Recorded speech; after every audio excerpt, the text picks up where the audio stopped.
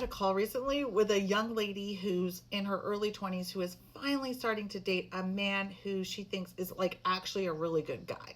He pursues her, he makes the effort, he takes her out on dates. He's everything that she has ever wanted in a partner. And yet, she's a little bored.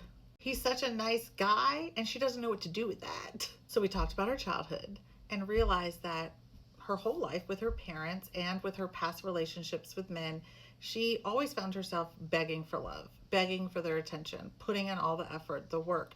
So now that she has a guy who's doing that, she's kind of at a loss. She doesn't know what to do with herself. She's so used to performing, to working, to doing all of these things to get him to like her. And he just likes her and she doesn't have to do those things. So I had to remind her that her nervous system was familiar with begging for love. Her nervous system was familiar with overworking, overperforming, and a little bit of chaos. And since this relationship is so different from that, and she doesn't have to do those things, she's bored. Or at least she's mistaken boredom for peace. So I asked her, like, do you want peace or do you want chaos in a relationship? Because also we mistake chaos for excitement. So I encouraged her to really dig deep and figure out, like, what do you actually really want in a relationship? Because that list of character qualities that you want in your partner will hold you accountable so that you don't settle for less than what you want and you don't go back to those familiar patterns and those familiar relationships and those familiar activities of begging for love and for performing. So she downloaded my dating and self-discovery workbook so that she could figure out, what does she want?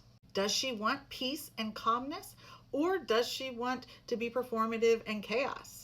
And obviously we can look at that situation and see that the right answer is peace and calmness, especially those of us at this ripe old age in our 40s. But she has to get really clear about what she wants so that when she sees it, she can recognize it and appreciate it. And so that she can retrain her nervous system to enjoy calmness, to value it. So don't pass on the guy that you think is boring. It might not be a problem with him. It might be a problem with you. You want that familiarity of chasing, performing, doing. But that familiarity will keep you in unhealthy relationships. So break the cycle, calm your nervous system, learn to value and appreciate peace, because that's where the healthiest relationships thrive.